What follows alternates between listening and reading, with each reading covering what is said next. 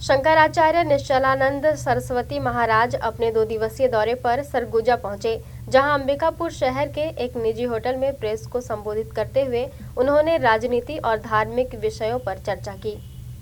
अंबिकापुर पहुंचे शंकराचार्य ने कहा कि शासन के नाम पर हिंदुओं की संख्या कम की जा रही है और छत्तीसगढ़ में हो रहे धर्मांतरण पर भी उन्होंने अपना पक्ष रखा।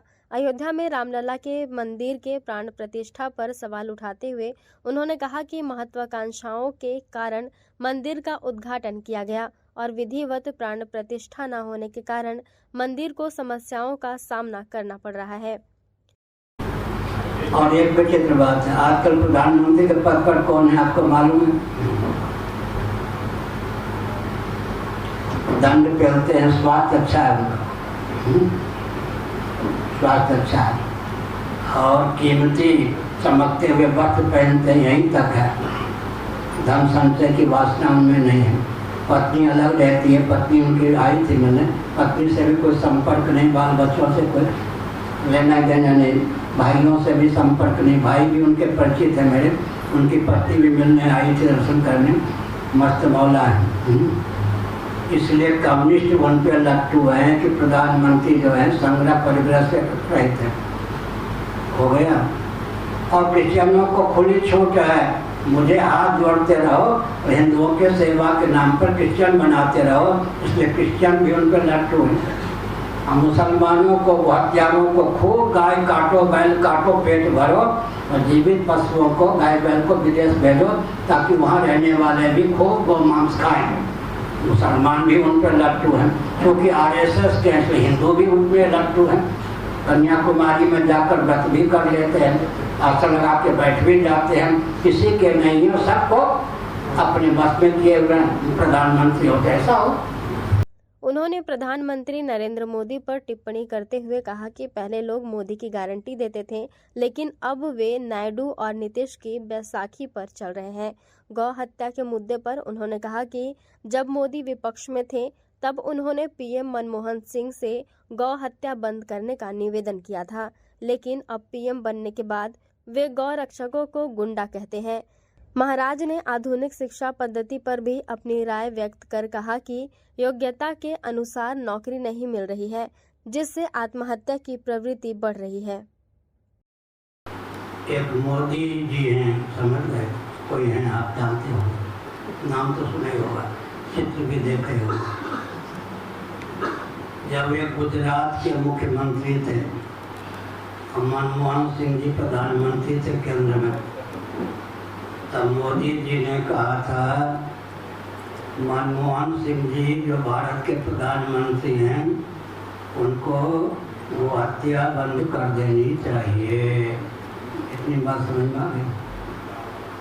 मनमोहन सिंह जी क्यों वो हत्या बंद करते?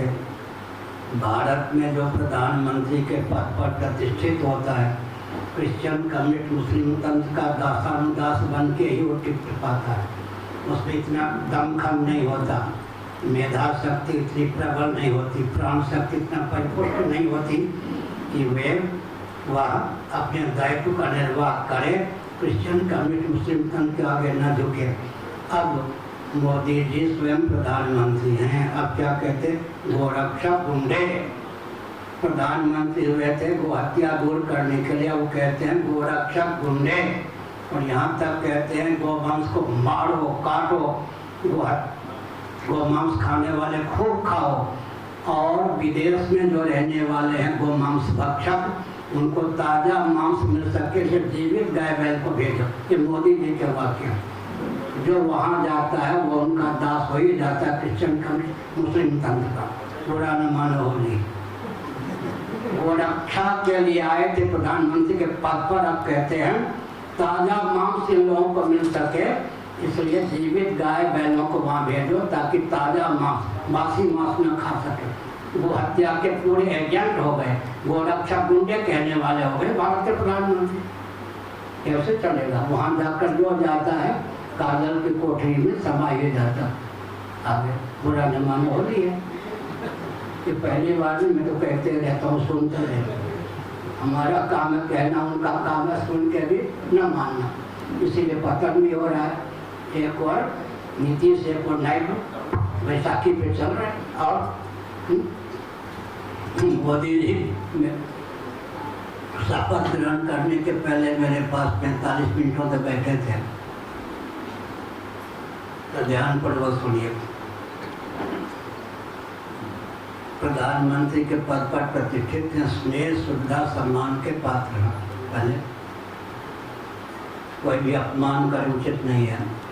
स्नेह सुविधा सम्मान के पात्र हैं, भारत के प्रधानमंत्री के पद पर प्रतिष्ठित हैं। लेकिन बुरा न मानो होली है, महत्वाकांक्षा के कारण प्रधानमंत्री के पद तक पहुँच गए, लेकिन मर्यादा का ध्यान नहीं रखते, इसलिए गिर भी रहे। जो काम उन्होंने अयोध्या में जाके किया उसे गिरना शुरू हो गए। रामलला ने पछाड़ दिया। जहाँ जहाँ राम जी गए वनवास में, अयोध्या के बाद में चित्रकूट, फिर नासिक, फिर रामेश्वरम, सब जगह बीच में भाजपा चार खाने चित्त हो गए। रामलला ने देखा दिया। मर्यादित ढंग से मूर्ति प्रतिष्ठा करने का फल क्या होता, राम जी ने झटका मार दिया। जय श्री राम कहना भूल गए, वो भी मेरा दिया हुआ है। अशोक सिंघल कहते थे राम मंदिर बनाऊंगा।